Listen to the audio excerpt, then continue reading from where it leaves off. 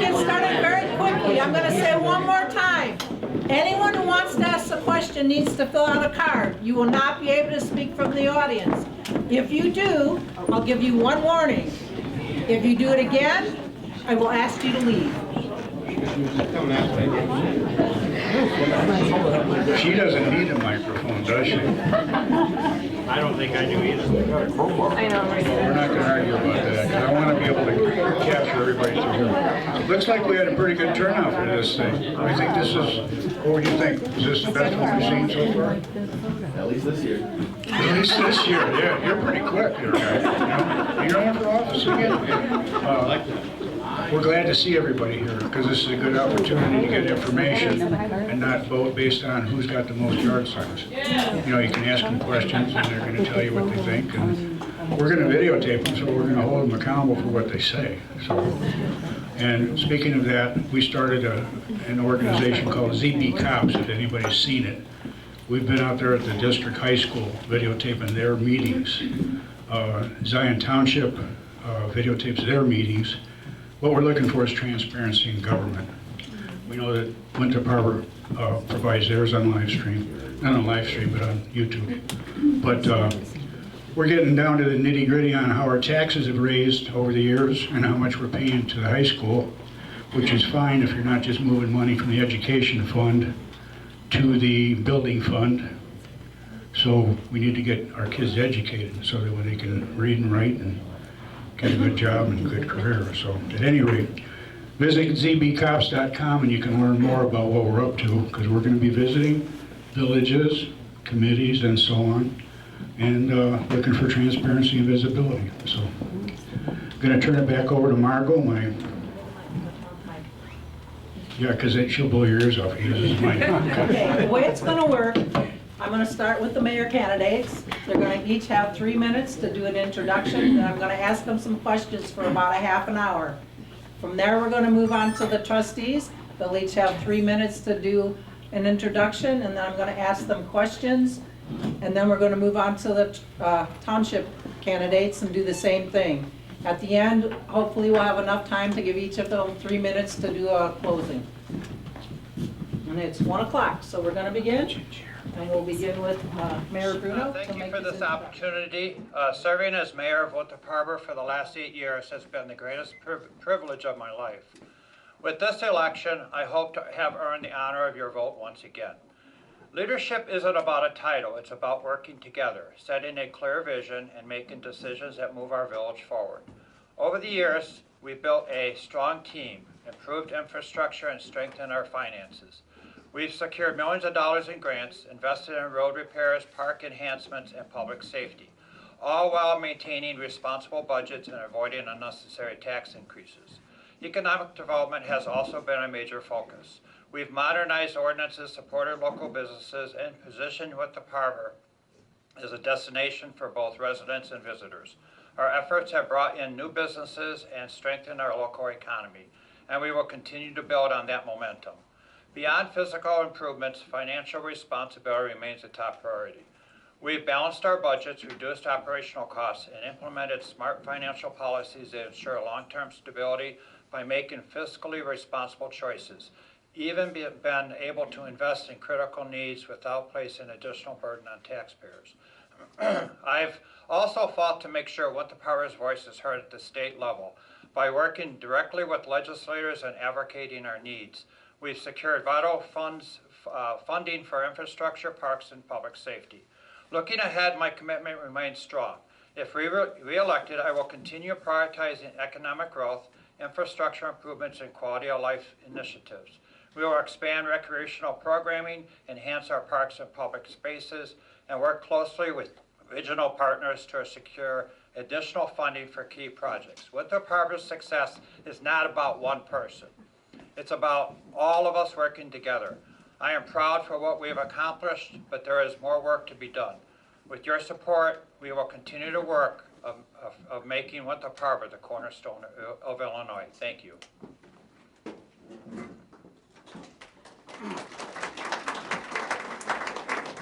I didn't want to get cut off, so I read it fast. So. Hang on. get 3 minutes, remember that.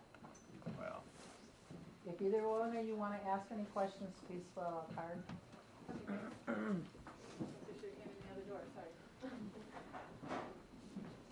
Anyone who wants to ask questions, please fill out a card.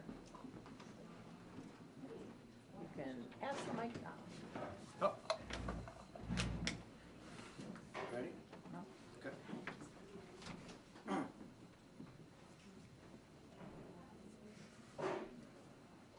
Because I don't know how to clear this thing, even though I said stop. You want a 3-minute timer? Yeah, I got a 3-minute timer. Ready? Ready, set, go. Okay. All right, I just want to start by thanking everybody for being here this afternoon and also for the people that set up the candidate forum. I was born and raised here in Winthrop Harbor. I graduated from Zion Benton, and it's just like my kids. This isn't just where I live, it's my home. It's where I grew up. It's where I built my life and where I raised my family. Every decision I make is rooted in my love for this community and my commitment to making it the best it can be. I'm running because I believe Winthrop Harbor deserves a leadership that listens, acts with integrity, and delivers real results. Right now, we're seeing rising taxes, budget failures, and infrastructure that's falling apart. Our town deserves better. It's time for a change in Winthrop Harbor. This is not about Mayor Bruno as a person. He's a fine man. This is about leadership and the ability to effectively manage the village. Winthrop Harbor needs leadership that prioritizes accountability, collaboration, and clear vision for our community's future. We deliver leaders who ensure every taxpayer dollar is spent wisely and that the village operates with transparency and integrity. As mayor, I will do exactly that. My dedication and passion to guide Winthrop Harbor towards a brighter future and bring us back to the days we operated as a team. I understand the importance of strong leadership. I will bring fiscal responsibility, making sure every dollar is spent wisely. The support for public safety, standing with our first responders and law enforcement.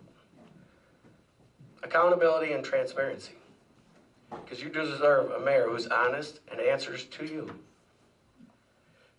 As mayor, with our dedicated trustees, we can restore trust in our village leadership, revitalize our community with effective and measurable economic strategies, foster a positive work environment where staff is valued and motivated. So, on that note, I ask for your vote and in return promise you results. Thank you.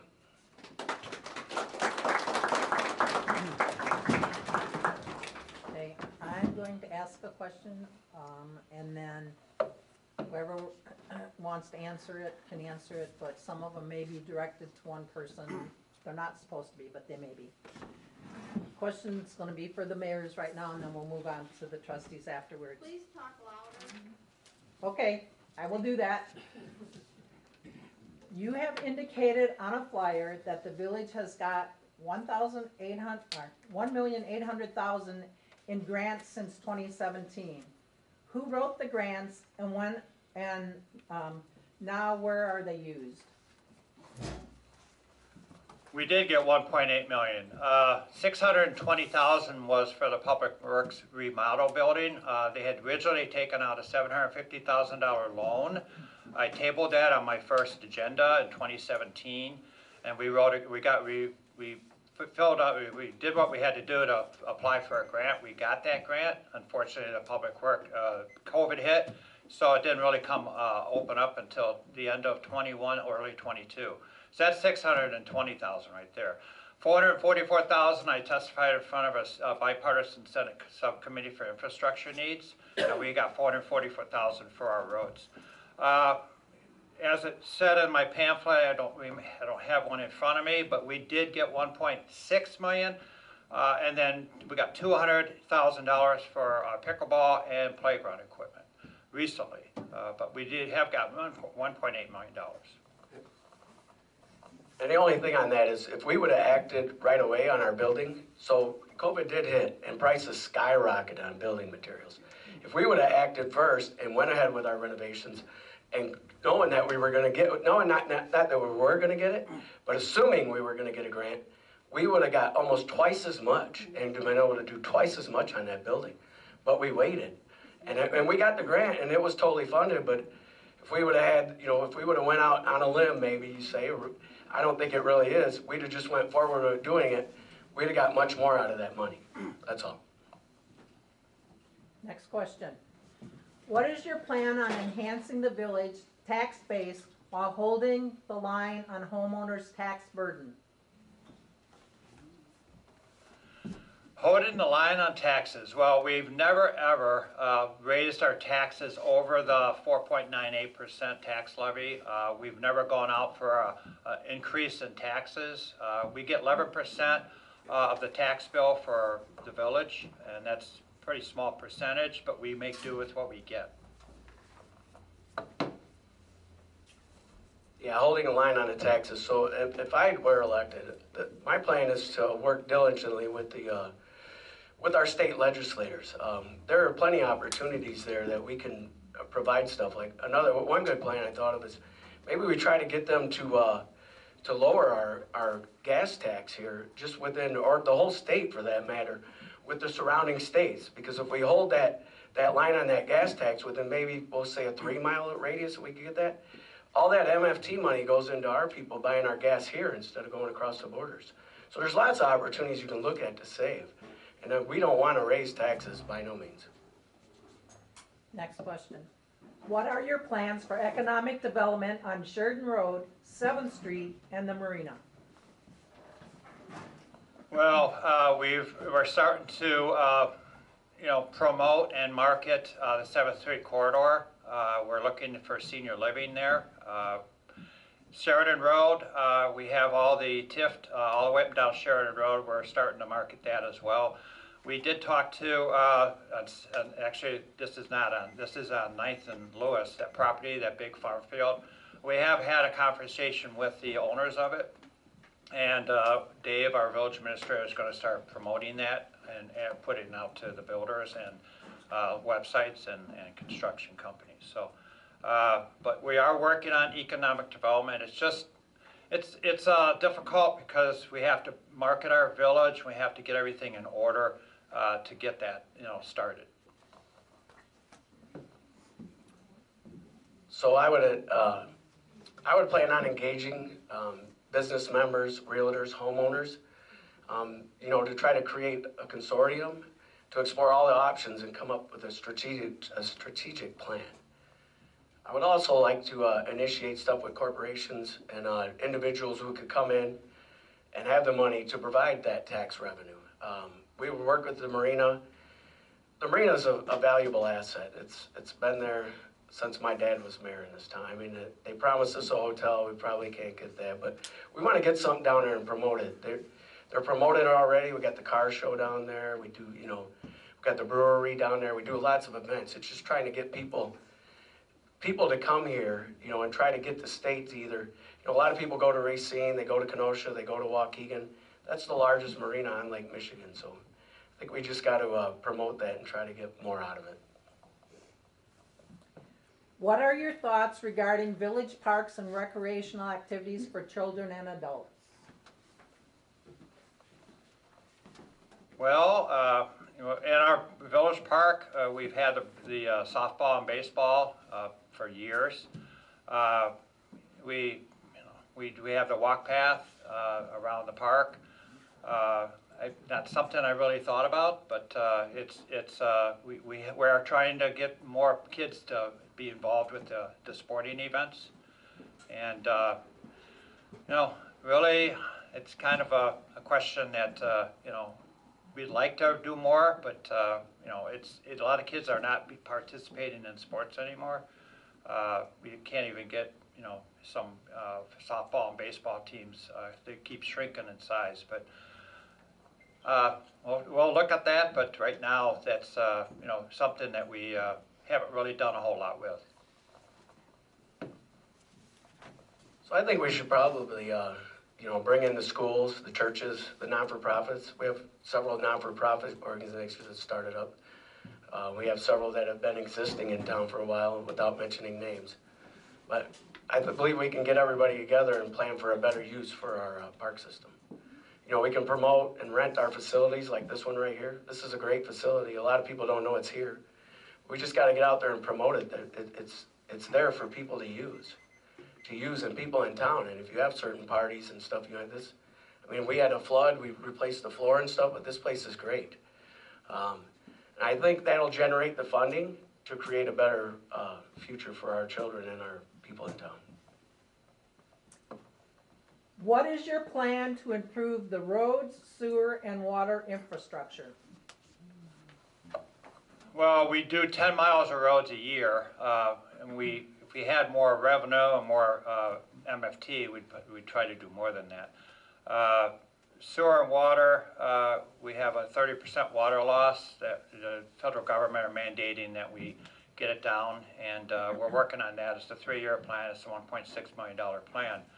And 800,000 of it we already took care of by buying the water meters.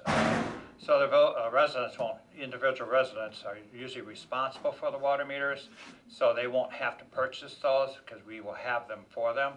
But water, the streets, I guarantee, just driving around campaigning, the streets are bad, but we're trying to do as much as we can with what we have. So that's a good one. So I guess I'll be dedicated to taking a holistic look at the budget. We got to look at the budget. We got to look at means, and that ties in what I was saying about lobbying downstate to try to get things to change, because a lot of it's based on that MFT tax. So we got to find the efficiencies so we can allocate funds for the roads and the infrastructure. And so, for example, we have spent a extreme amount of money on excess money on outsourcing a lot of the things we do at this village. So we could do more stuff in-house, I believe. There's lots of means to do that, which would then create more money for our roads and infrastructure.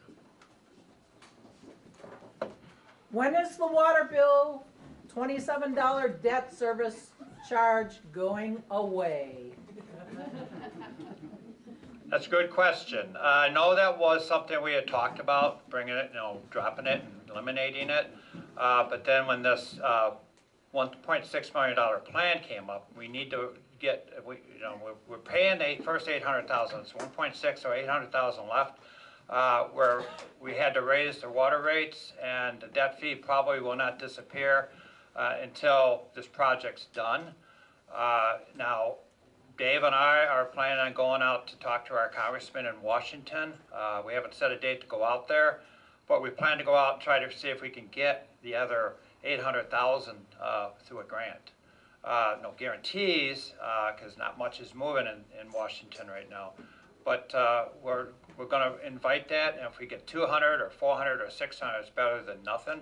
But hopefully, once we get this done, that we can look at bringing that debt fee and reducing that debt fee. But if we can get the 800,000, we should be able to lower the water rates from what we increased it recently. But that's still a big question mark. Well, but we're working on that, and we do have good working relationships with our congressman and our state rep and our state senator. Yeah, so what we have now, we don't want to increase anything. The water rates are what they are. We're not in business to lose money, obviously. There's been a few state mandates that have required this. We hired Baxter and Woodman, there again, money that we spent for engineering to come up with this result. So we just got to try to do more stuff in-house as a village, try to come up with some good ideas to save money and further what we can do, but we definitely don't want to lose money. Right now, we've had, my guys will hate me for saying this, but we've had more water main breaks this year than we had all of last year. So money has to go into the department so you have the money to rebuild, because rebuilding, especially on this east side that we're sitting on right now, is a very old infrastructure. So it's in need of some attention, we'll call it. What has been done to reduce the tax burden on residents, and are there any future plans? Reduce the tax burden. We're trying to shore up our finances. We don't plan to go out for any tax increases. You know, I'm not sure exactly what else we can do, but it's something that we can look into. But it's just, you know, we haven't really, everybody does pay high taxes, you know, but we don't get that much from your property taxes. We get a very small percentage, so. So yeah, the school, as everybody knows, the school gets 80% of our taxes. So I would just try, if I was elected mayor, I would try to use my contacts with the state legislators and try to lessen the burden on homeowners. You know, make intimate contact with corporations and individuals who invest in our town. So if they invest in our town, we have a lot of these properties that we have open and we get people to invest in them. It would definitely provide a larger tax base, which would lessen the burden on the homeowner. Okay, we'll start with you this time, Rob. How is the village going to attract new community and residential development?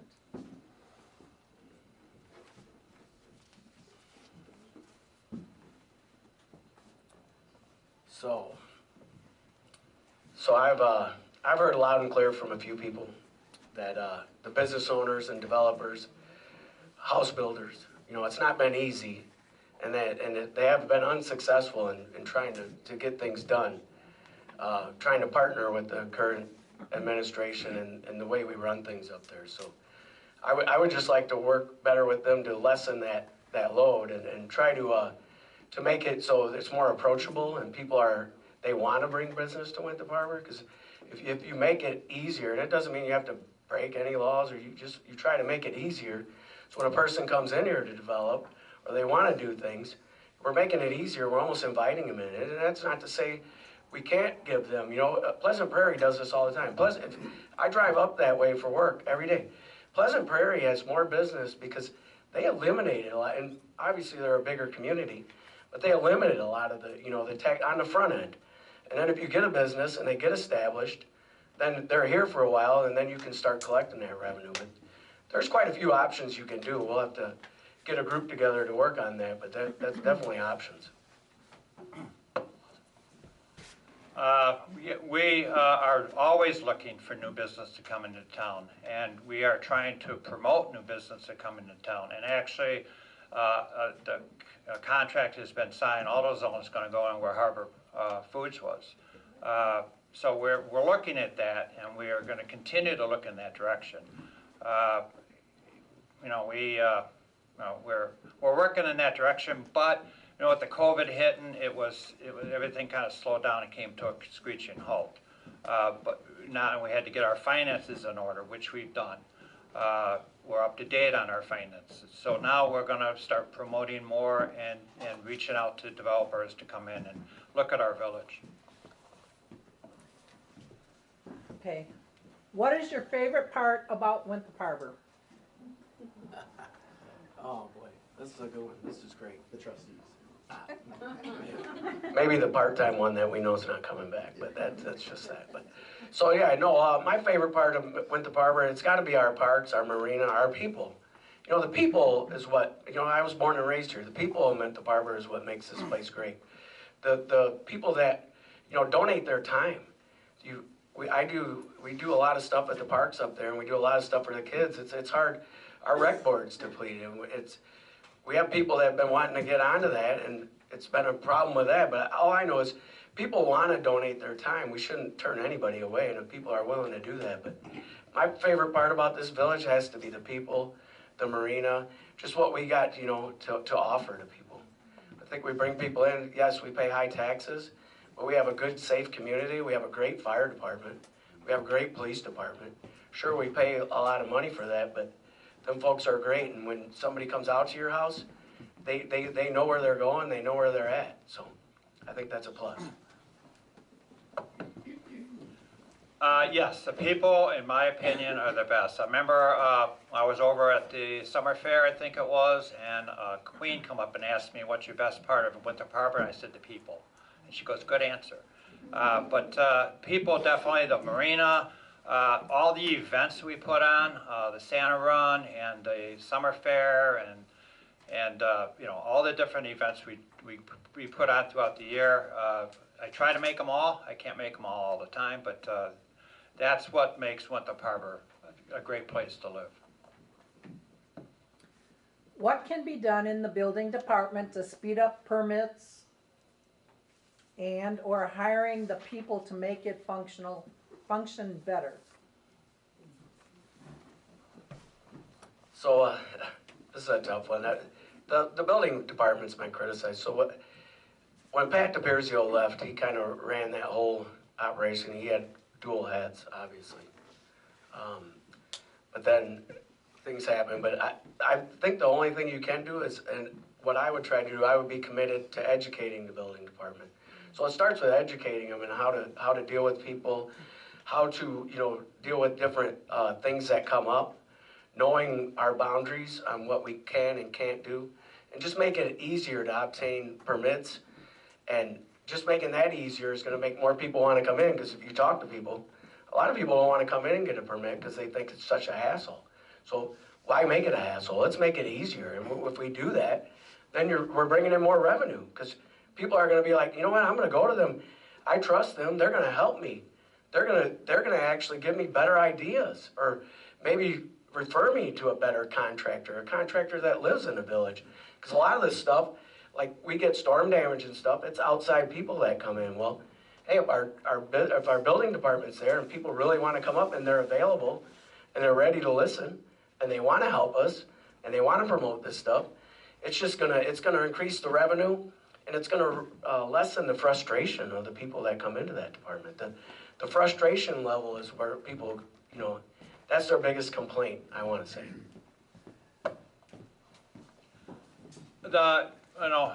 When Pat was here, Pat DePerzio, he had an assistant in there. Right now, Sanjay does it all by himself. We're looking at trying to get him help so that things can move a little bit more efficiently and a little bit faster. I've seen Sanjay numerous times. If someone comes up to the window and they don't know how to fill this out, he'll bring them in, sit them at that desk, and he'll walk them through it. The parts of how to fill out this request for a permit. He tries really hard, but he's really inundated with a lot of people coming at his window. But we will continue to try to streamline that department and get things to work way more efficient than they maybe they are right now. But I think with Sanjay being there and an architect, he's way far ahead and knowledge on how to run that department. What do you say to a young couple who wants to stay in the town, but the cost is so burdensome they can't? And what would you tell your children if they were that young couple? We'll start with you, Mayor. Yes, well, it's a beautiful community. We got great schools. We have a lot of things to do around here. We have the marina. We are looking at senior living, so hopefully we'll have more homes available if we can get those seniors out of their homes, because I know that was a question I had numerous times going around campaigning. But the tax burden here in Illinois is difficult for people to manage compared to just north of the border. So it is a challenge we face every day, trying to get people to move into the harbor. But we have great events here, and hopefully that will bring people to come in. And we would like to get more homes built. And that means we need to, streamline the permit process. Very good question. I like this one. So what I would try to do, first of all, I would tell them is what do you value?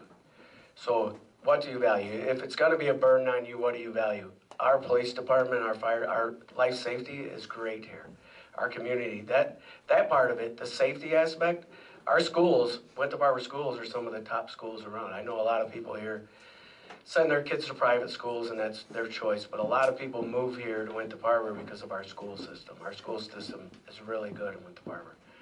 So if you could burden that for a few years until maybe you got a raise at work or whatever, but when you're first starting out, like all of us know, it's tough. It's tough to first start out, so you would have to start small. Start small, try to remodel. Our home prices here have carried weight.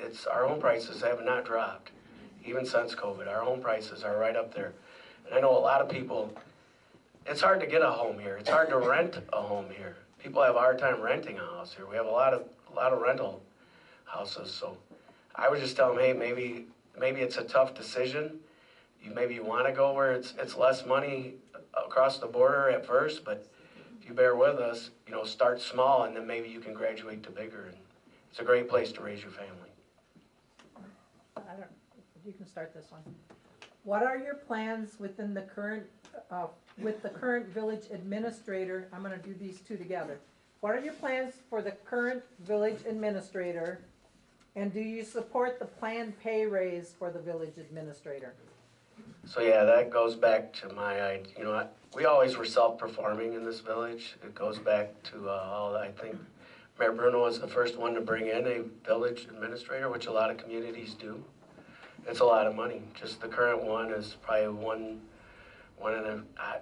It's a lot. It's with the salary it is. It's $500,000 I think that he's going to make just when he was here. We had one before that. Maybe not quite as much. I mean, so it's 140,000 by 3 years. So that's 300, almost 420,000. Yes. So, and he wants a pay raise. He believes and a lot of them are supportive of that, and that's fine. If that's what people believe, that's what it is. But we just need to be transparent. A lot of the public doesn't know that. So, but yeah, I just think if you put the right people in place as your leaders of your departments, they should be able to run the department. Jana Lee ran the whole village when she was here, and unfortunately she passed away. But then, ever since then, we've struggled to get a person. We've had a person in there for our financial part. We've had 4 different financial people come in. Our auditors said they were going to leave because we were in such disarray with our books. So it's just a part that, is a village administrator good? Maybe. Can a little town like this afford it? I don't know. That's up to the public. So then that means you're gonna Dave Alicon has been amazing. When I came on in 2017, we didn't have a village administrator, but they were taken out, and they did this for 6 years, $300,000 line of credit at the end of the year to pay their bills. And I asked the finance person at the time, why are you taking out a $300,000 line of credit? Don't we have budgets? Well, we have budgets, but sometimes there's unforeseen things that we need to purchase. So by the end of the fiscal year, we run out of money, or we run low on money, so we take out a $300,000. Sometimes it's 150, she told me. Sometimes it's 200, 250, and that year in particular is 300,000. So I had a conversation with our attorney saying, what do you think about village administrator? He said, we needed one for 20 years, but no one wanted to go down that road. Since we've had a village administrator, we have never taken out a line of credit. And, financial oversight, he has meetings with the department heads and professional leadership, grant funding. We need him. Yes, he gets $140,000 a year, but I'll tell you what, when we were working on all the union contracts, he said, I don't want my raise until we know what we have left at the end after we pay everybody else. So that goes to show you that he's here, but he will work and he does way more work than he's getting paid for. Way more work. Okay, this is gonna be the last question for you, then we're gonna move on. It's a 2-part. What are your thoughts on an incubator center to grow business in Winthrop Harbor? And what are your thoughts on our village buying property in town?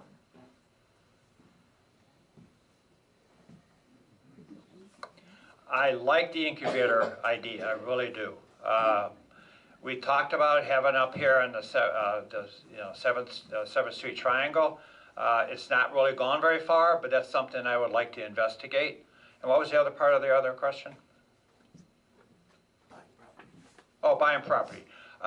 We bought the 101 Sheridan right up the state line, and it's been a good purchase. I would like to see us buy more if we can possibly do that, as long as it's in the budget, as long as we have the money in the budget.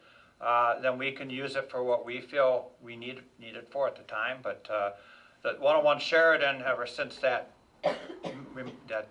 light's going in, it's almost doubled in price to property. So it's a good idea, but we have to watch where we spend our money.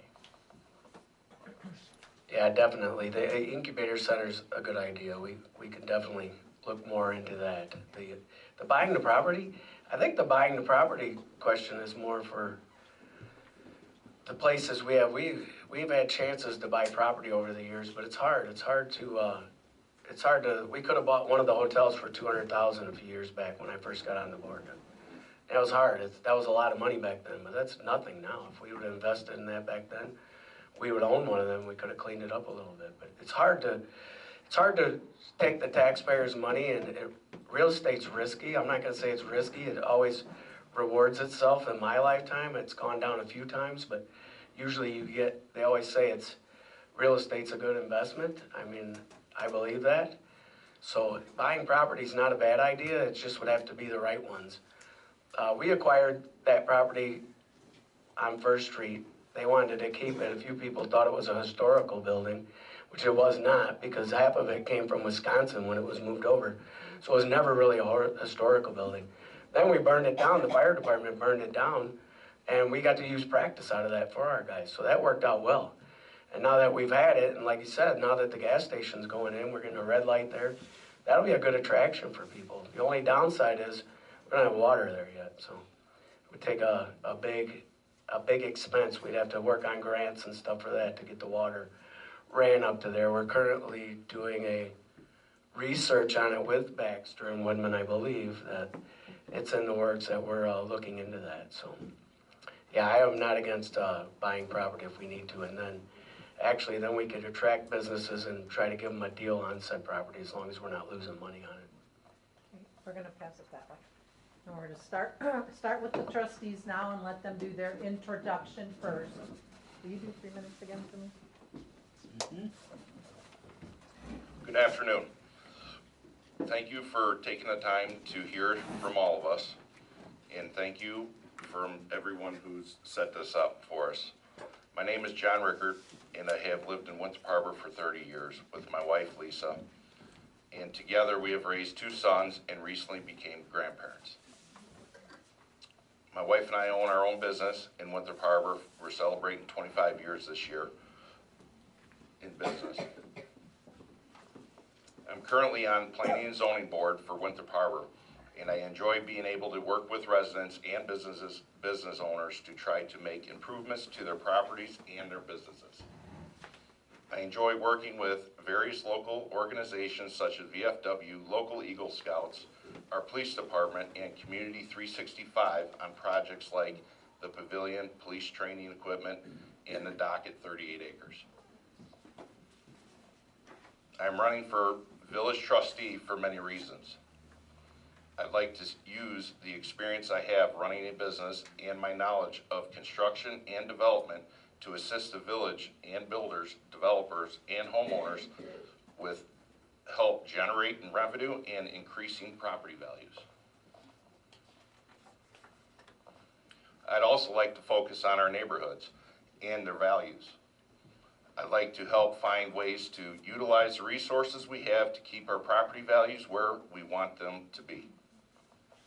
I feel that I can be a voice for the residents and stand firm for what I believe is the best for our and present future of the community. I will be able to listen to concerns and do everything I can to research and provide solutions if elected. I'm eager to get more involved in the day-to-day operations of the village and be a more active part of the community. Thank you.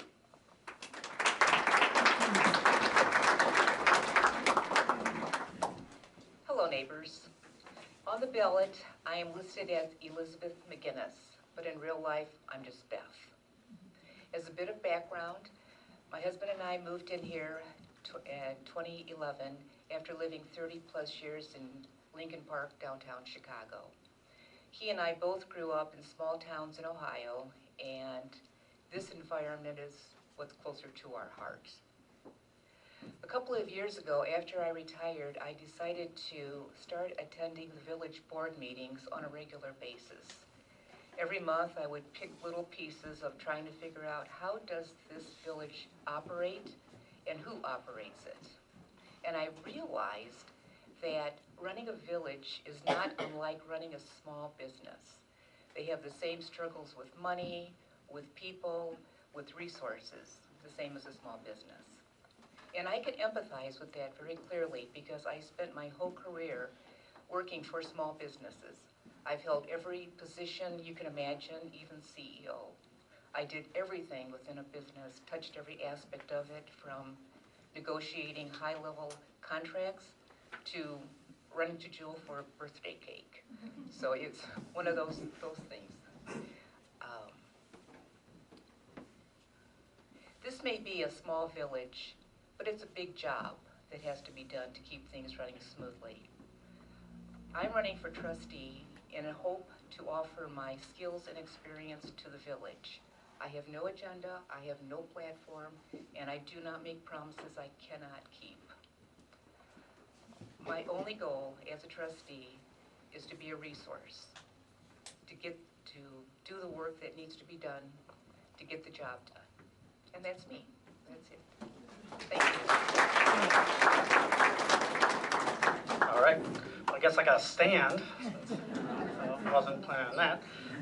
So great job. Tough act to follow to both of you. So very good. And I know that Bob Onen, who's not here, is a great guy. So I know whoever gets elected, I'm really glad to see that the village is going to be in good hands, whether I'm reelected or whether someone else. So I'm always happy to see that. So for those of you who don't know, I'm Dana McCarthy. I've been a village trustee here for 12 years. I've lived in Winthrop Harbor for 20 years with my wife Lisa and my 3 daughters, 2 of whom are here. I was reminded before this event started of why I first ran for trustee over 12 years ago, and that was to set an example for my kids, who were very little at the time. Also, at the time, I was a teacher here in Winthrop Harbor, and a grandparent of one of my students came up to say hi and let me know how her grandson was doing. It reminded me that one of the reasons I started doing this was to set an example for my students about public service and how really it's a responsibility of all citizens to do what they can to serve. It was not my plan to do it as long as I have. I kind of looked at it kind of like a jail sentence, like, you know, you do your time and then you get to go back home, you know. But here I am again, and I truly do love it. But my life has been dedicated to public service, both personally and professionally. It's how I was raised. It's how I raised my kids, and it's just a part of my life. I had some other things to talk about, but listening to the first part of this forum, I really wanted to spend some time devoting some attention to some things I heard. I know both the candidates for mayor, so I was listening to some interesting things, and as Trustee Marabella mentioned in his opening, that this isn't personal. I love Rob and his family, but I know that a lot of the things he mentioned in his opening about what it means to be mayor, to be collaborative, to have integrity, transparency, all those things which I believe he could bring, but those are things we have now as a board. We are transparent, we have integrity, we work collaboratively, and I can tell you, being on the board for 12 years and working in local government for the last 2 years, I've been in the position of Assistant Village Manager of the Village of Long Grove, and I've worked with other communities. That is not something to be taken for granted, and it's not something we had in my first term here in Winthrop Harbor. The first 4 years I was on this board, that is not what it was 15 seconds left. Okay, we had basically a mayor who ran things, and the board was just there to say yes. And over the last 8 years, we've had a board that is collaborative. We've had a mayor who gets things done, and you can see the results. You can look at the website. All right, thank you so much.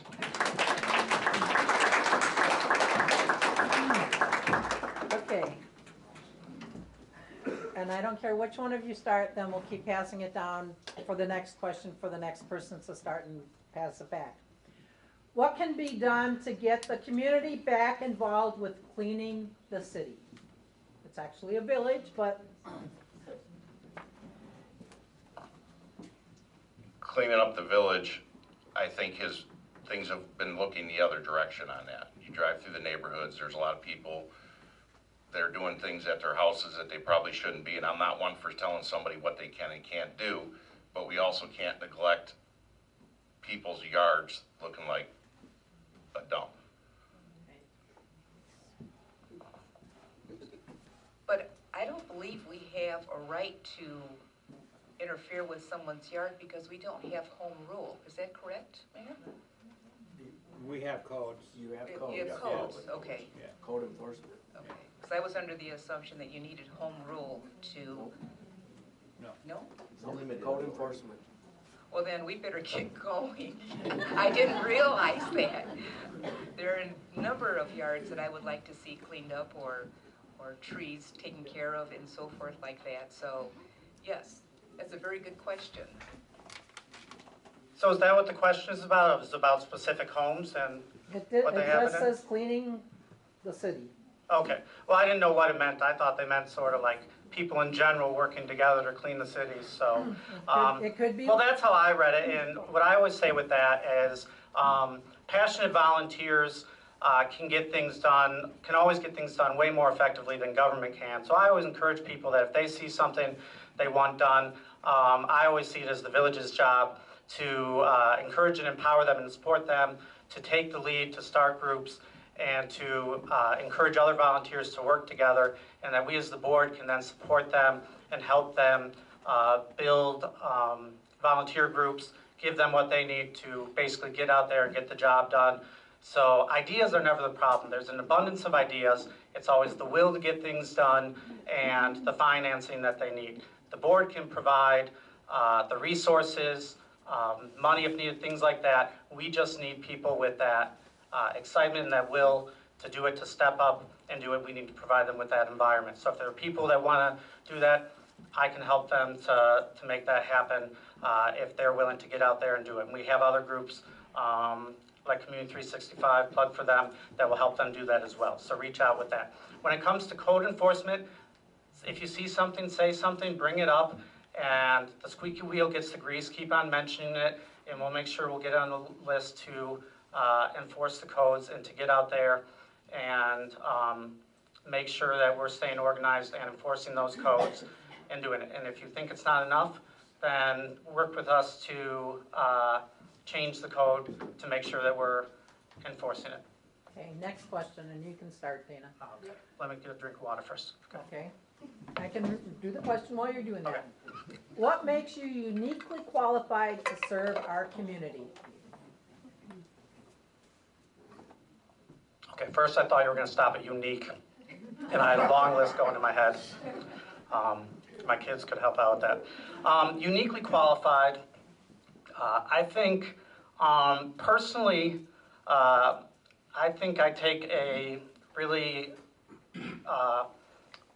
360 degree view of each situation. I try to step back, look at any situation that comes forward from all angles, all aspects of it. I try to take a long view of everything to see not just what is the immediate impact, but what is the long range impact. I think having been on the board for a while now, I see that as a positive and not a negative. I don't think I've gotten comfortable because of that. I think I've actually gained from that and that experience to become more engaged because of it. I think now the experience of working in other governments has actually helped me to value what we do and how we work a lot more, and actually see not just things we need to work on, but what we do really well and how we can build on on those things that we do well and turn those positives into even greater strengths.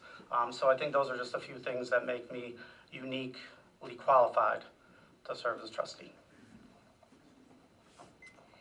As I said earlier, I have a lot of years in working with small businesses, and I can bring a lot of experience to the trustee. I've never been a trustee, so I don't know all the workings. I'll admit that. It'll be a learning experience, but I've got the time, I've got the skills, and I've got the energy to do a great job for this village that I just truly love. I would say my business experience, because running a village is running a business and being responsible for what is done with other people's money. That's where I'm at with it. This time we'll start with Beth. Do you feel it is feasibly responsible to spend grant money before it is in the village accounts? Well, you would only spend money that you have, not that you anticipate having. If you knew for sure that you were going to get the money, fine. But if you do not know that for sure, then someone's going to be holding the bag, and it's going to be us. You don't spend money you don't have. It's an interesting question, and I'd kind of like to know what's behind it, because there really aren't examples of us doing that. For an example, when you talk about the Public Works building, you know, we were awarded that grant, and we had to wait a long time to actually start the building on it, because it took a while with COVID and everything before we got the money, and we had to wait to start doing it. And I know people were, you know, a little frustrated with that. I know Tim Niergarter, as Public Works Superintendent, was frustrated because we had to wait. But we didn't start spending and building on it until we were positive that the money was coming through. We've been awarded the grant, but we didn't spend on it. You know, so it's not something we typically do until we've got the guarantees and we know that the money is coming through. And as that came up earlier, you know, the grant money is something significant. And to go back to the village administrator, you know, who does that, that's something where, on the topic of the village administrator, the grant money alone has basically paid for the salary of the village administrator multiple times over.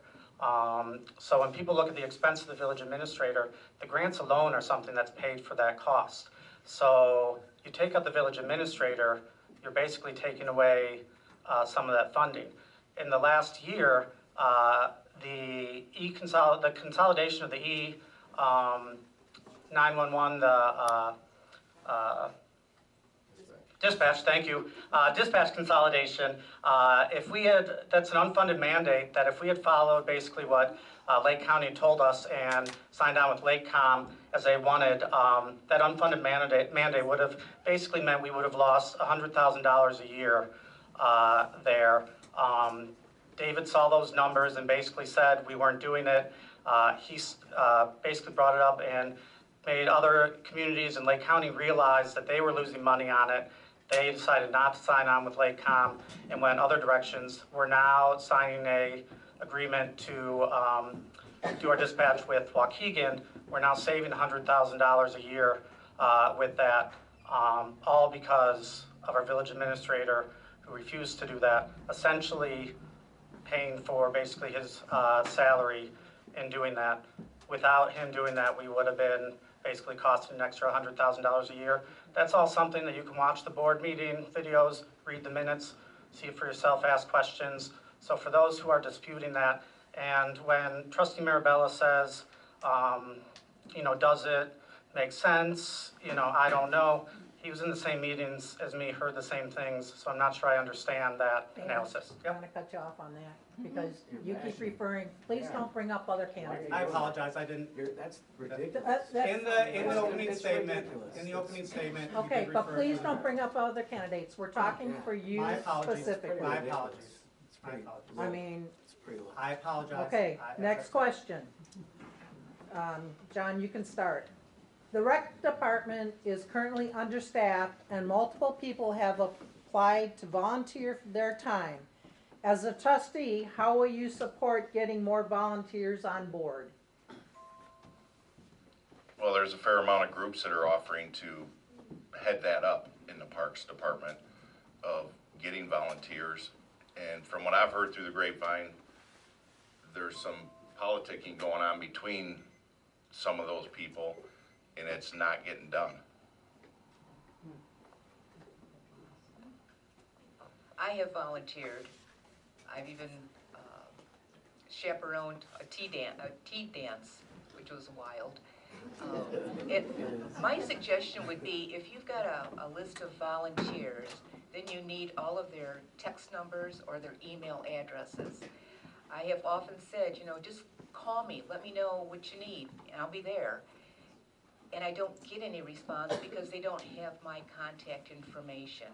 I know that there's a lot of people out here that would just jump in and help, but we need a two-way communication, some way of letting people know, come on down, we need another chaperone for this crazy teen dance. What was the question?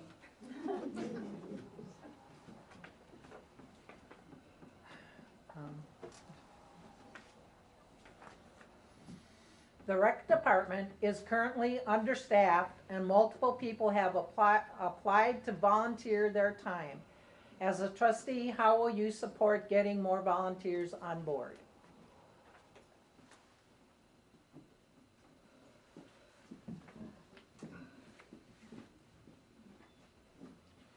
I'm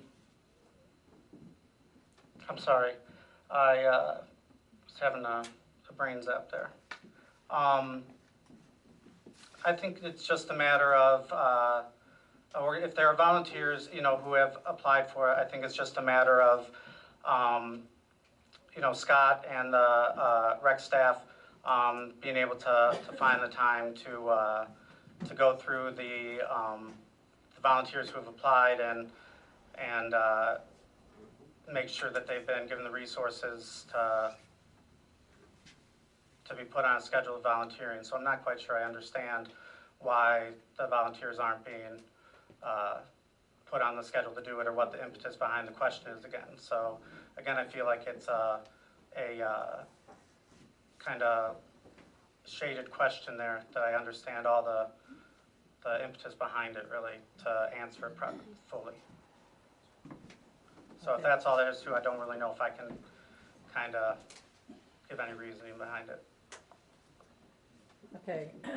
What are your thoughts regarding village parks and recreation activities for children and adults?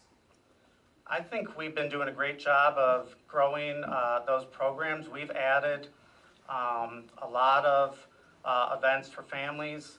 We've seen the wrestling events that have been added. For adults, we have the Freak Show and Tell event that my wife and I attended, which was a very cool new event.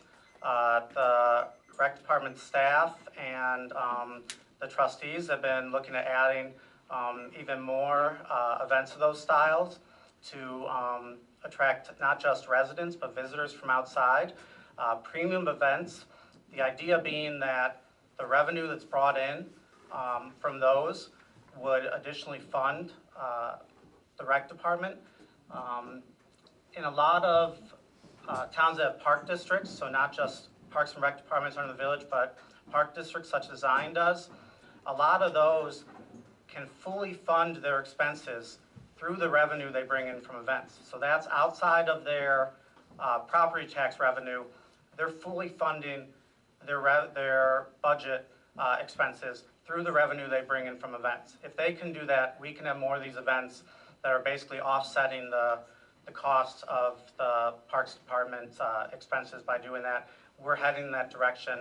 I think we're seeing positive growth with that.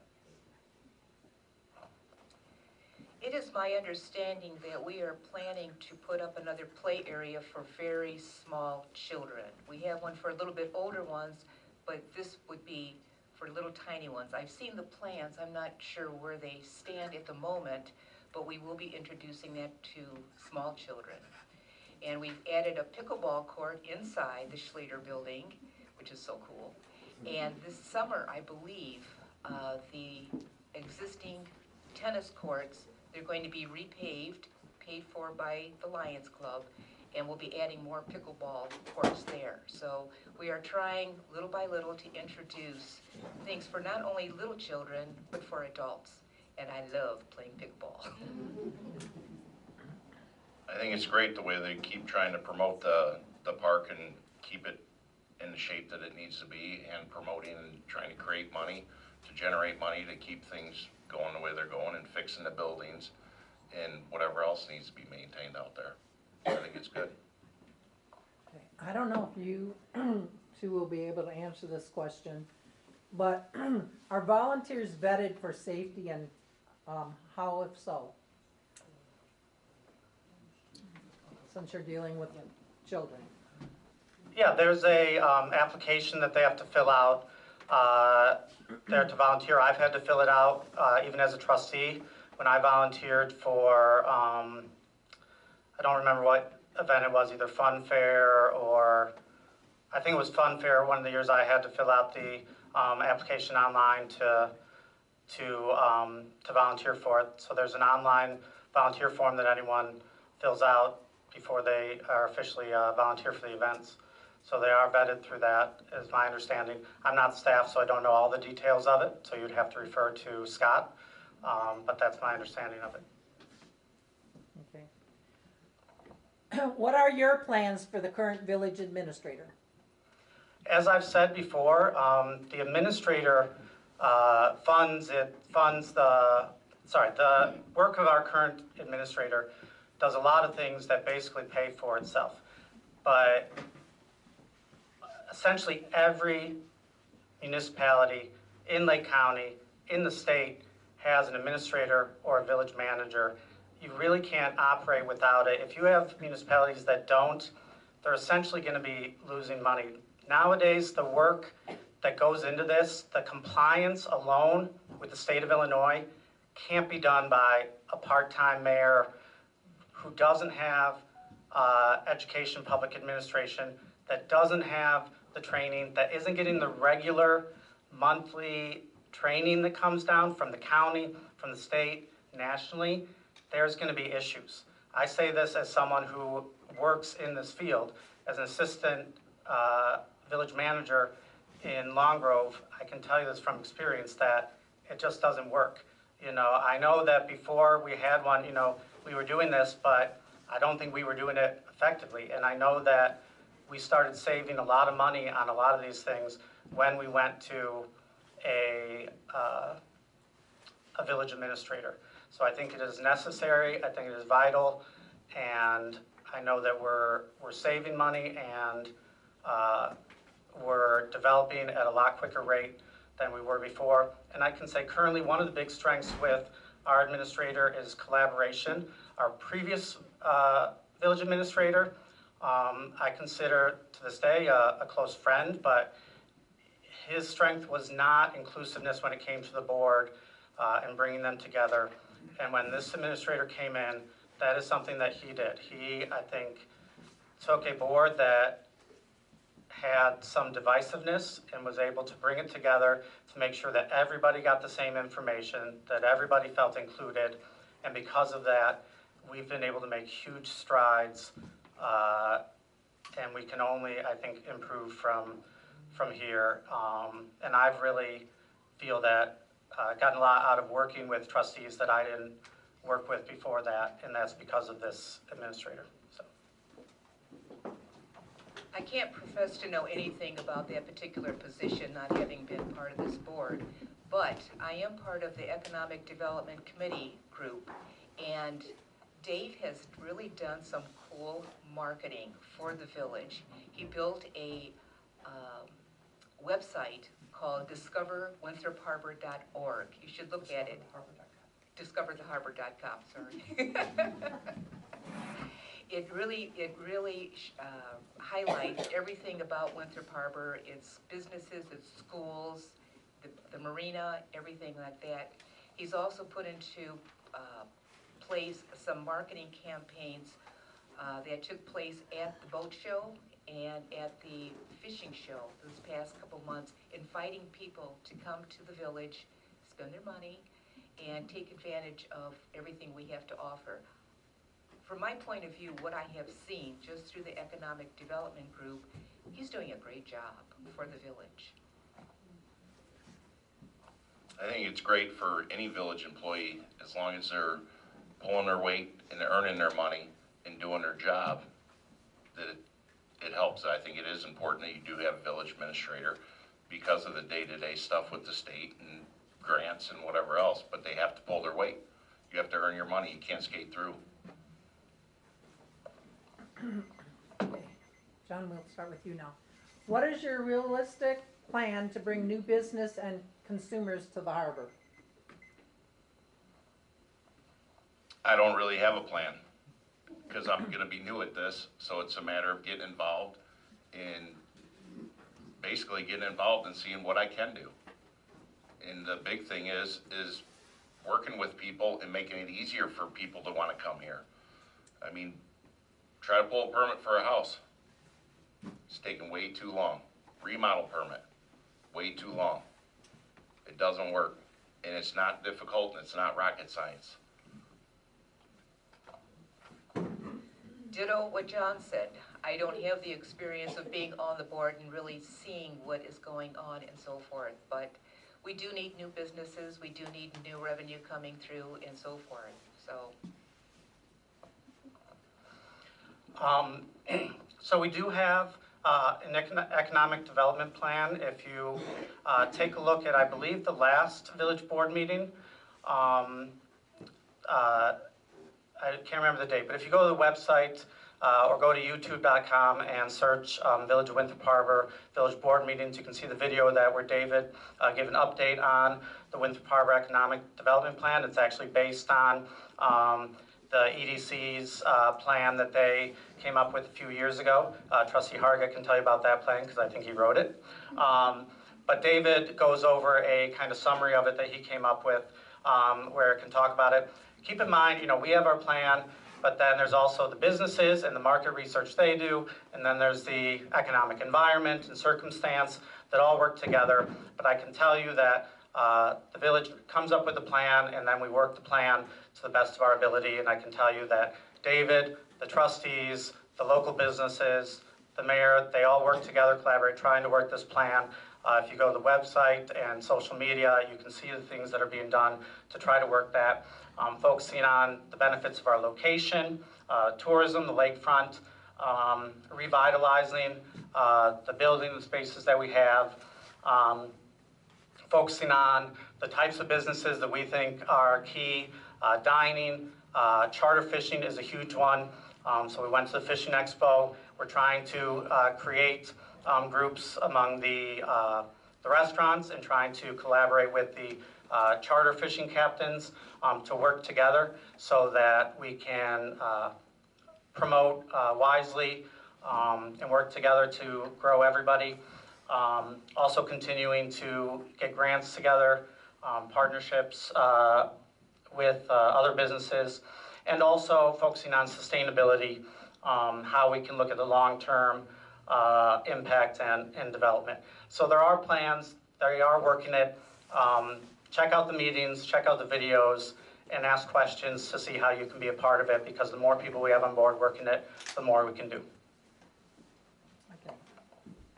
And we're gonna start now with the supervisors, the candidates, since we don't have too many more questions for you. So you have 3 minutes for your introduction.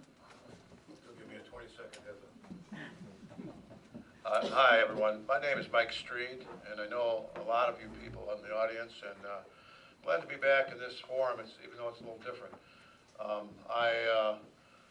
Lifelong resident of the Zion Winthrop Harbor area, the last 40 years in Winthrop Harbor, and predominantly my career has been in the public service. Wore many hats, but mostly a fire helmet. And fire rescue, EMS, paramedic, career with Zion. But I moved to Winthrop Harbor about 2 years after I joined Zion and raised my family here. And some of you might remember the old siren blowing in town here. I kept asking Ron Levin, why is that, because he was a fireman with me in Zion, why do you keep blowing that siren? He said, well, if you join the fire department, it might not blow as much. So I began my career with Winthrop Harbor as a part-time, paid-on-call firefighter. And so it's been my life. And though I'm retired from that, I still do teaching around the area for FEMA. I'm a FEMA instructor at the training center in Glenview, do Lake and McHenry County teaching, as well as the National Fire Academy in Maryland. My last 16 years on the job here in the harbor, I ended up being the chief, and that really helped me grow in my job as a battalion chief in Zion. It worked very well. Kind of had the best of both worlds. I was on 24 hours there and off for 48 hours here. And I was available a lot, and it helped me get my education. All those things did, and I found out that's the key through CLC, and I got my associates and bachelors through that, and it helped me in promotions over the years. I've worked in emergency management pretty much all my life in one form, fashion, or the other, and we've had a lot of major things around here, but just taking care of everyday things, dealing with emergencies, but making contacts, communicating with neighbors has been a big part of it. Worked very closely as chief and as a battalion chief in Zion with our local organizations, Lions Club, Kiwanis, all those groups, AARP. Spent a lot of time talking to groups and working with that, promoting public safety, basically taking care of people. It's really what we do, and I've never given that up. Collaboration is a big thing, but making relationships with politicians, fellow businesses, industry. It's really about working with the public and making sure everything kind of meshes 15 together. seconds. Sorry?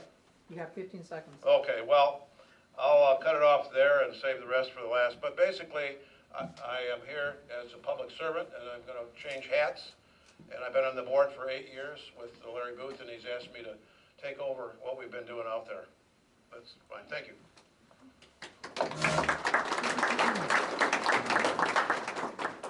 I'm gonna ask, can everybody hear me?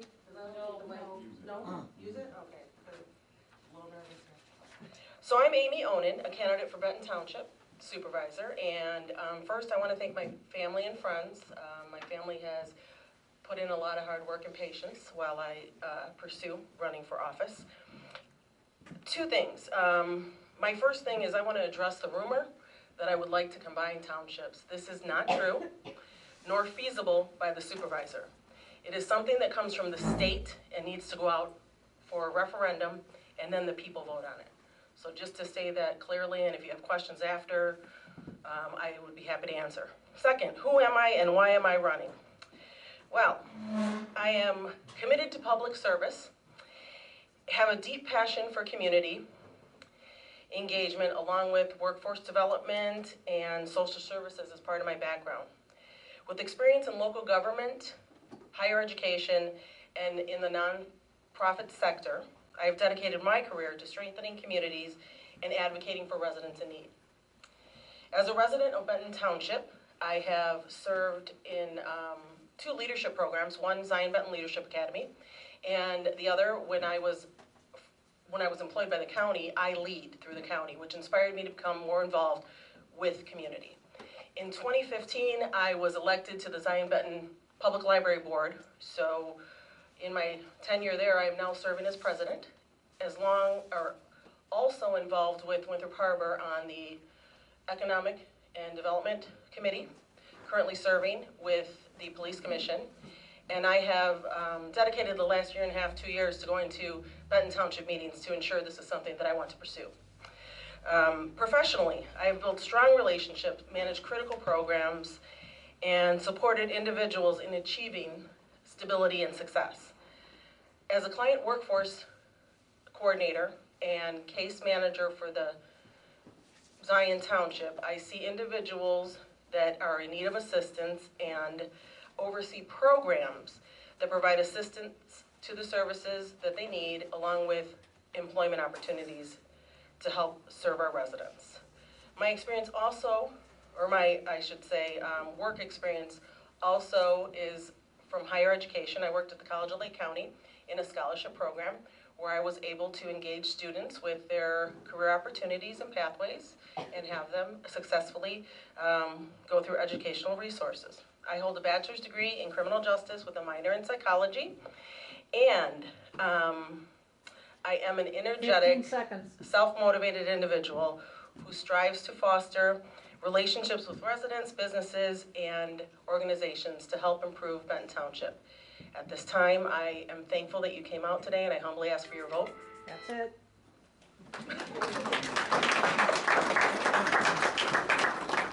Okay, first question. What changes will you bring to the Benton Township? And I don't care which one of you go first, the next time the next one can. So, I don't know about changes.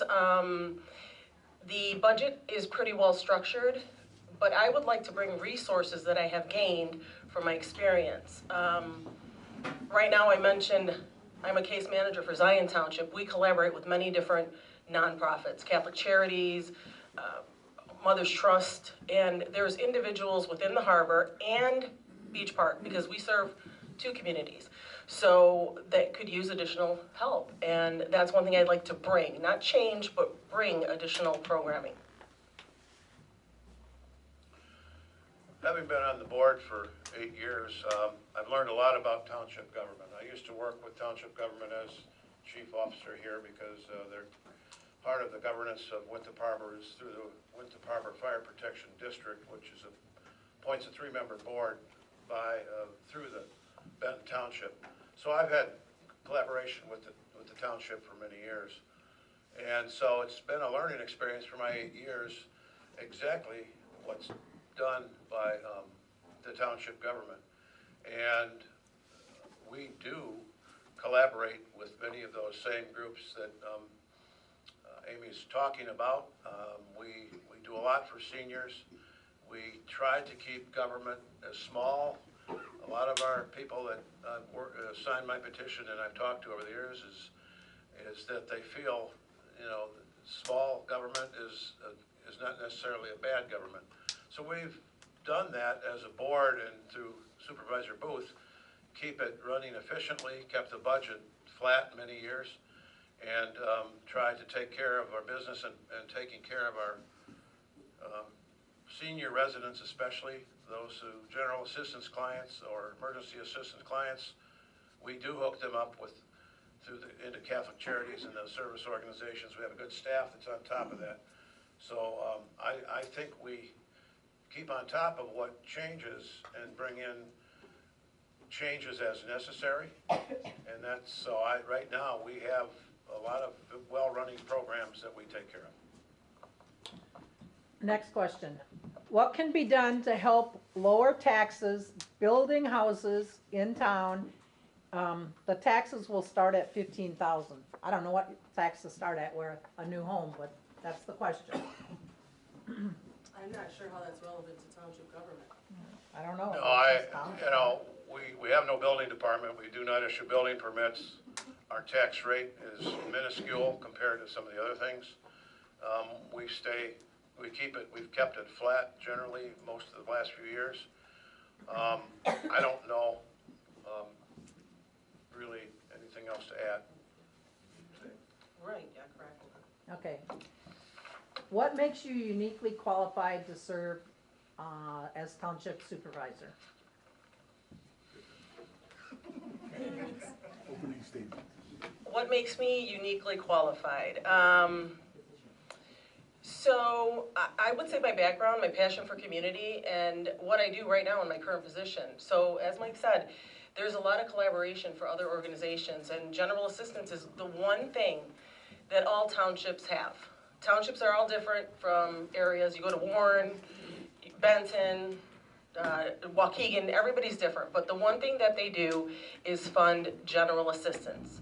And in my current job at Zion, that's what I do day to day. I have a caseload of 23 individuals, and that is individuals that are pending Social Security disability or seeking employment.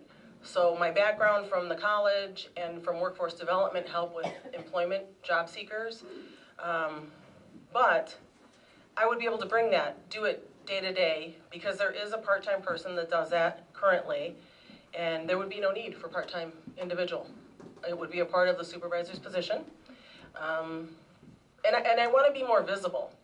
Being on the library board has connected me to both communities, Beach Park and the harbor, and I want to continue that because it's who the township serves.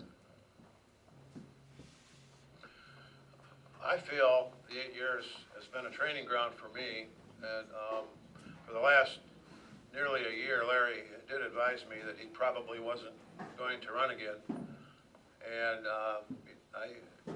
I'm persuasive at times, but this wouldn't work this time. I couldn't keep him talked into staying on because I've worked with Larry for the last 25, 30 years, being retired police chief from Zion, and I knew him well there. And when he asked me to come on, I said, I'm not a politician. He said, you really don't have to be. There's 3 people running for 4 seats 8 years ago. And I said, well, okay, I can try that. And I didn't have to put out too many signs or anything like that. But it's been a great experience to learn the process of what township government is and working with this great staff that we have out there. The township covers the assessor's office as well as the township offices. And I work closely.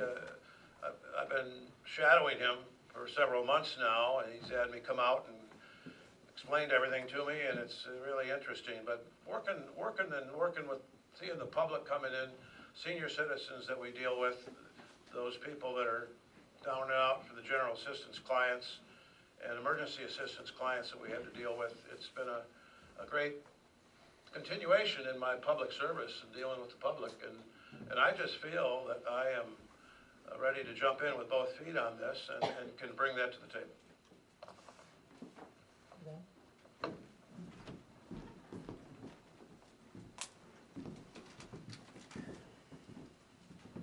Okay, well, this is kind of directed at Amy, but are you counting Zion Township duties if elected Benton supervisor? If so, how?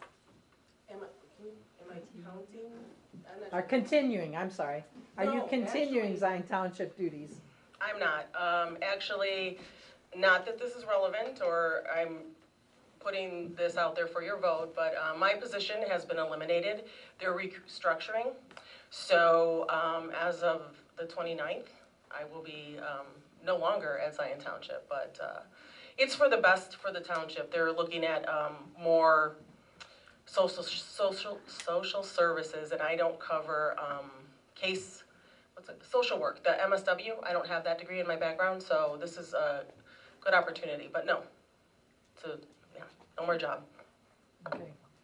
Basically, the rest of the questions were either repeats or for the mayor candidates. I can go back to them if you would like. Okay? Then we need to pass the microphone down. Round 2.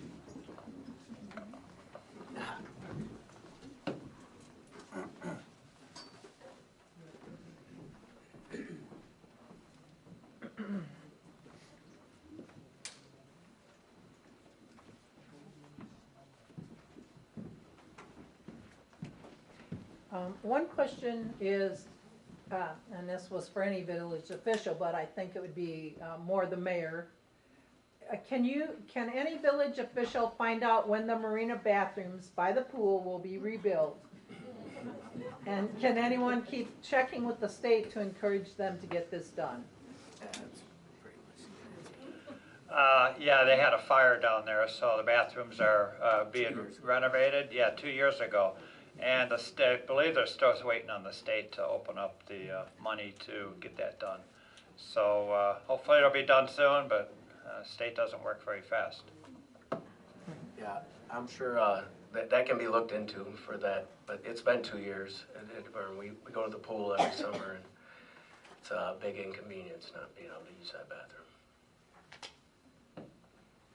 May I? I don't know. Oh, yeah, absolutely. It's for the whole. Yep. So this is one that the state has been slow with the permit issue, and that the village has engaged on behalf of the marina, Joyce Mason, to put pressure on them, but for some reason it's just a continuing thing. So if someone does want to know, they can email us, email the village and ask about what the status is and get an update on that. But for some reason the state is holding that up. Okay. What are the choices for getting funding for road improvements, and how and when will the roads be repaired? Example, 11th Street.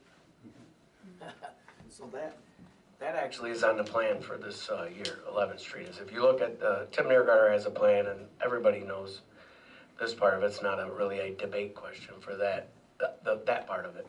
The other part is we do have a plan, I believe it's on the website also, for what roads we're paving, and we had a study and it shows the roads worst to best, and they're all the worst, as we all know living here. My daughter said when we used to walk in her old house that, why is there chocolate chips all over the road? But that's asphalt that's broken up, so we know it's in disrepair, but I believe we just got to go after funding and stuff like going after our state representatives, like I said, to try. Is it something that can be done? I don't know that, but is it? If you got to ask and you got to try to get things like that done. So I think sometimes it's looking outside the box of our normal, which I think we're good at as a whole, and just trying to get that done. Yeah, the 11th Street, 13th Street also is going to be done this year. But yeah, every year there's several roads that are on the docket to do. But as a matter of fact, I reached out to our state rep just the other day regarding any infrastructure. When I testified in front of a bipartisan Senate subcommittee, got $444,000.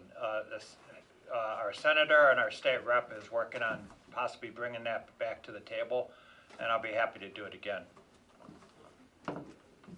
Okay. What are your major accomplishments while serving? Obviously, I've not been mayor, but when they mandated years ago, they said if you live within a certain radius of Lake Michigan, you have to draw from Lake Michigan. We used to be on a well, if people don't know that. The older people in Winthrop Harbor know that. We were on a well, we had a water tower. This is going way back, administration's way back, and so we had a well. Well, we got rid of the well, we were mandated, so we had to get city water, so that started. So we used to use the well as our salt barn. So I got put on as on Parks and Rec because they said that's the department we don't want people to get carried away with, and we don't know you yet, so we're gonna put you in there. And I'm loud, as people know. So then they moved me to Public Works. So moving into Public Works, the only way I could get them to tear down the water tower, I said, hey, there's an old military, and it's a United States decrepit flag. It's kind of embarrassing. That flag looks horrible. So finally got them, we tore that down. So to tear that down, we stored our salt in there and miscellaneous stuff. So long story short, we got the salt barn. Got okayed for that. Then we got our Cleary building, which is the building in the back. So I kicked and screamed to get that. Dick Robarts was part of that at the beginning, but it was me mostly kicking and screaming, saying, hey, we need this building. My guys need somewhere. Our building up front's decrepit. We don't pay a gas bill there, so it didn't, that wasn't a big deal, but the wind just blew under. The doors that building was horrible. There was mold in there, all that. So we got a salt barn, we got that building, and then obviously we got a grant for that.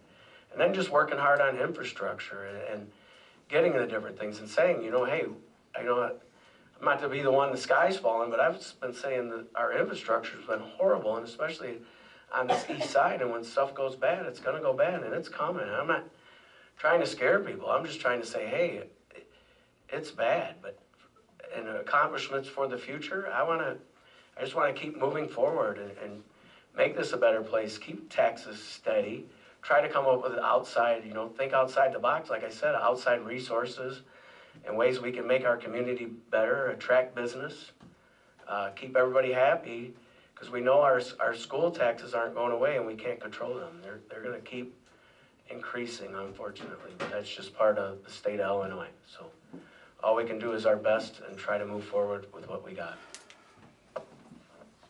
The one big accomplishment was bringing in a village administrator, and our first one, I learned a lot from him, and main thing was getting to the state, talking to your state reps, talking to your state senator, meeting with them, going to Springfield for initiatives that we need, like mostly grants, and that helped out a lot. And I still stay in touch with our senator and state rep on a regular basis. Our state rep once told me, I know Winthrop Harbor starts with a W, but if there's any grants that are going to be opening up, I'm calling you first.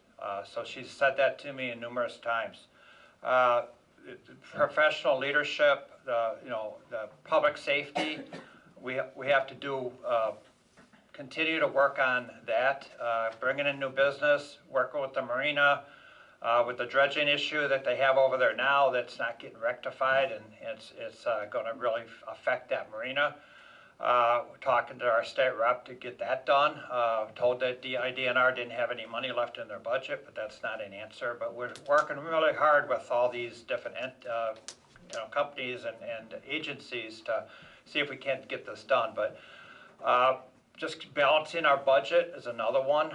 We are actually up to 2025 in our budget. We had to bring somebody in to actually, streamline that and move that forward quicker. I mean, getting the village administrator was probably the best thing ever. We're on our second one, and this guy, David Alcon, has been excellent and been outstanding. He's worked really with everybody in Springfield, and we're talking to our congressman as well. But I think that's what we need to continue to do, because we cannot afford to go back to what we were doing prior to that and running just off of our budget to do things, taking out loans to do things. It's going to put a burden on this, on the tax base here and on the people of this village. Was that one only for the mayors? You want to talk? Be my guest. I just wanted to cover, because it was on accomplishments in office, correct? Yeah. Okay. And just I don't think for any of the accomplishments was any one individual. I think anything that's been accomplished has been a group thing. Over the last several years, I chaired the administration, finance, and community development, and some things that the board accomplished when it comes to finances, transparency, and financial stewardship that I want to add that I think I'm really proud of that we did. We had open budget and financial planning where we developed a vehicle replacement schedule to make sure that we were no longer continuing to have to take out excessive loans and financing for our vehicle replacement for public works and police and fire department. So we were able to take out general obligation bonds to fund that and get on a vehicle replacement schedule, whereas we used to just take out loans every time a department had told us a vehicle needed to be replaced, so that's a huge money saver. We outsourced our utility billing, which will save us thousands each year, maximize grant funding, as we already mentioned, develop strong financial policies by creating a comprehensive finance policy manual, which has enhanced the village's bond rating. We're pursuing Government Finance Officers Association certification, which ensures third-party budget reviews. We're developing strategies to increase sales tax, gaming, and cannabis revenue. We've invested village funds into high-yield CDs, which will bring in another revenue stream, which we're always looking for alternative revenue streams to relieve the tax burden. And we're always looking to other new policies to help us increase transparency and increase revenue. So, thanks. What is the one thing you wished you would have done differently? And we're just going to keep it to these two so that we have enough time for your closing remarks. So I can't do nothing different. It's mostly for him. That's a very good question. Off the top of my head, I can't think of anything right now. One thing I would do differently?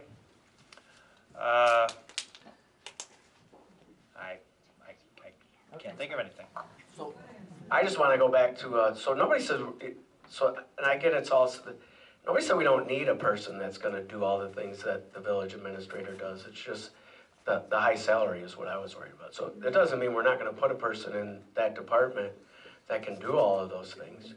It's just going to be at a lesser wage, that's all. And you can find that in lots of places. There's a lot of young up-and-comers too, college-educated people that are eager to get out there and do things. So it's not that, everybody keeps saying, it's not going back to the way as it was. It's just, as you're elected mayor, it's your job to make sure them parts are there and not to overpay people to do things you can't do. That's all I'm getting at. I'm not gonna argue, I just want to make that clear. It's not just going back to, a part-time mayor is doing it. No, obviously that would be ludicrous.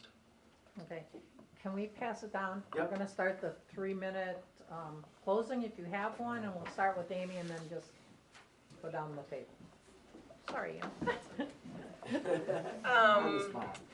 I would say that I'm ready to serve at the next level. I have a strong passion for community, and it is, I guess, seen, if you can, please follow me on my Facebook page, but I'm all over the place, and I'm in Beach Park. I'm a PTO mom because that's where my young man goes to school. But truly, this is something that I have worked on achieving literally for the last 2 years. I came out in the parade, the Memorial Day parade last year, and I have strived to do this. I've met with individuals for coffee, for lunch. I feel this is the next step in my career and want to serve Winthrop Harbor residents to the best that I can. Thank you.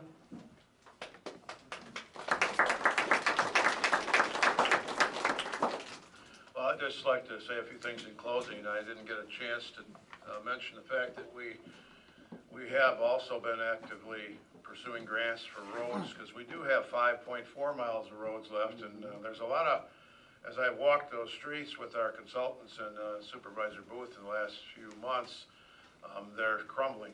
And we did finally obtain a $250,000 grant that, due to our tight budget, we've been able to save over the last few years enough to pretty much come up with the total project we're going to be doing for Lindale Drive and Oak Crest Lane and the Park Avenue down to Camp Logan Road is going to get done, and then 16th Street. So with the consultants working with us closely, we're going to finally get some stuff done. It's a state grant, and we were lucky enough to get that. But I'd just like to say that the biggest thing I'd like to discuss, and just briefly, is the collaboration and contacts of so many people that, I've been in touch with and worked with in my former positions, maintain good working relationships with Supervisor Whitmore out in Newport Township. We utilize Newport Township's road crew. We're contracted with them, and they've come out and take care of our roads on a daily basis as needed.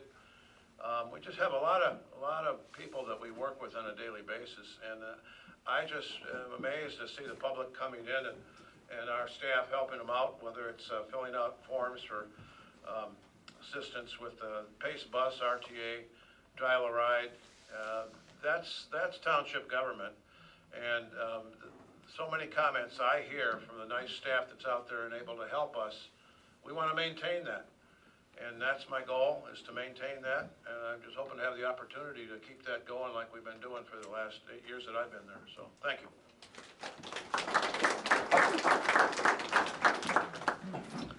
All right. First, I just want to apologize for earlier for not following the rules and for calling out another candidate out here. I let my passion get the best of me, and I didn't intend to do that, so I apologize. Rob, you didn't deserve that, and I certainly didn't intend to do that. So, and Margot, I apologize for that. So, and if you know me, what you see is what you get. I don't mean to hurt anybody or offend anybody, and certainly if I, like I said, if I let my passion get the best of me, I definitely want to fix that and do that. So, again, and if you don't like that about me, I apologize, but I'd love to get to know you and let you get to know the real me. Doing this is not about politics for me. It's not about winning or losing. It's about relationships, working together, being creative, and making things better for all of us. The question that was last asked was one that I really liked, and that's what's one thing you would have done differently? Because I have an answer to that. And it's that I would have worked together earlier with the, I'm getting emotional now. I don't know why I'm doing that, because I'm thinking about some of the trustees that I've started working with over the last couple of years that I've known for a long time and never worked with. and just realizing how much potential we have together to do some amazing things, and how we could have done so much more earlier. So that's something I would have done differently, because that's what's really important, is the relationships and what you can achieve together with those. And if reelected, I really look forward to building on those relationships and doing some amazing things for the village and for the people with those other leaders in the community. I really loved getting to hear from the other candidates tonight and what they can do. John and Beth, you guys are awesome. You guys did a great job. So if you guys are elected, you're going to be awesome. So, all right, and you guys too. So, all right, thank you.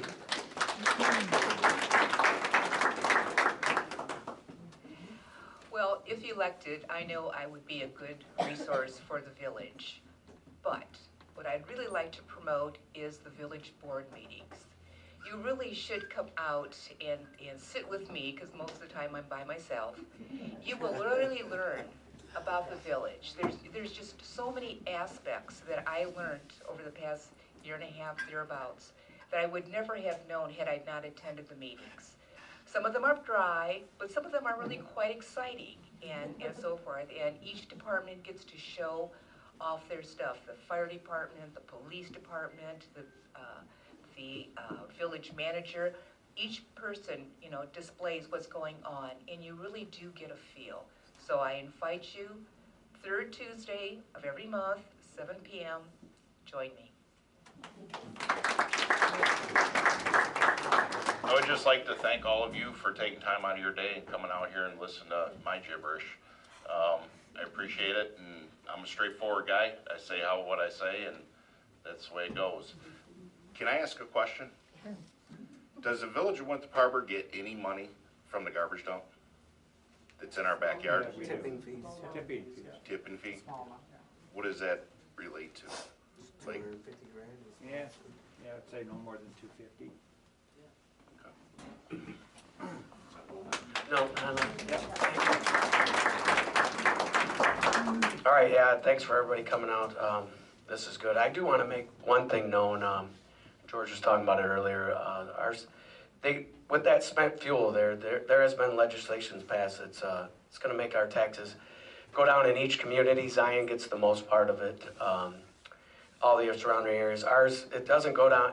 It doesn't take effect until 2026, but it's somewhere to be between 4% and 8%. But just know that the state government has done that much for us. So the federal government did, and then they gave it on down. But so if elected, yes, I want to do some quarterly public meetings. I mean, I don't care if it's here, if it's at the park, if it's at your house, or whatever. People want to talk about things. I think it's important we get out there and really hear them. And like we said, and that's even as far as it goes. If people, if we see things that are bad in town, like code enforcement, Beach Park has 4 people that just go around and do code enforcement. They've been pretty good at it lately. Since we've lost our CSO, we lost our code enforcement stuff, which I get COVID happen and things happen, but I think that's really important. And going out there, it's not like you want to fine your people. It's not like you're going to go out there. You can go out there and tell them, hey, you really need to clean this up. Your neighbors don't like this. Why don't we clean this up? Give them a one chance. If they don't do that, then we come back and, we levy fines. We got to do something to clean it up. I mean, if you just take a ride, like when we did the Santa Run, my eyes really opened up because I got to see every place in Winthrop Harbor. And we drove around. And, I personally have never done that. And that's my fault as being your trustee. I should have done that. You got to get out there and look at all the areas, all that's there. That's just part of it. And like you were saying, we do really need to get that TIF district going so we could get the corridor. I know they try to focus on 7th Street here, but I think Sheridan Road is the big part. All the people that go through our community drive down Sheridan Road. They don't really come this way unless they're going to the marina. So we need to do that. And then try to look, like he's saying, for the road paving. I really do want to look into that. I think our state government will work with us if we go hard enough. I mean, basically, if you just say it's just a 3-mile radius in, and so these people can compete with people going out of their areas. So anyway, thanks for coming today, and I appreciate everybody, and go April Fool's Day.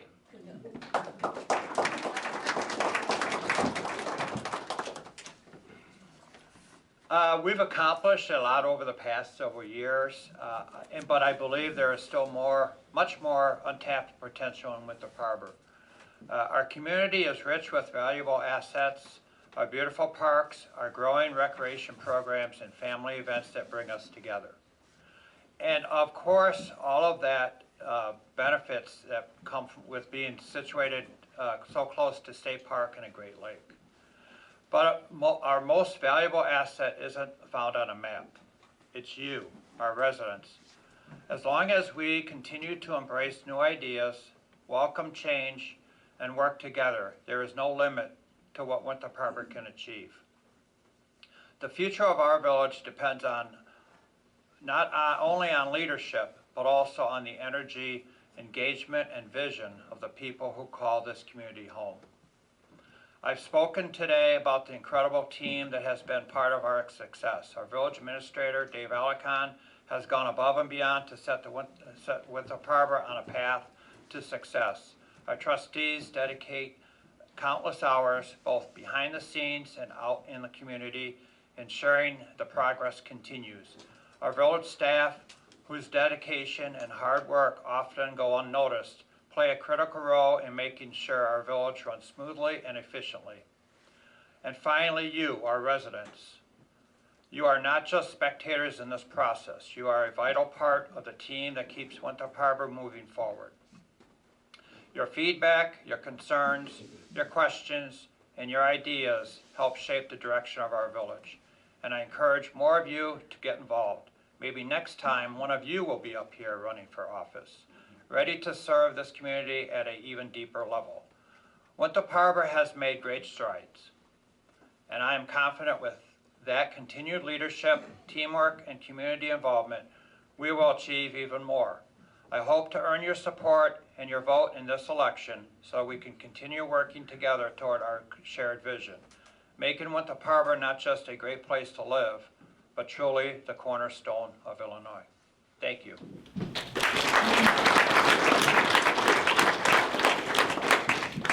I want to thank everyone for coming. It's been great to see such a good crowd come to be interested in our village. They both spoke about volunteers. There's still committees that need volunteers. Our Economic Development Commission needs people. We're still not full. Planning Board right now is full, but I don't know if that will change. But I'm sure the Rec Department might need somebody, but there is a lot of opportunity for you as a resident of Winthrop Harbor to get involved. So think about it seriously, because they can't do it all. Thank you.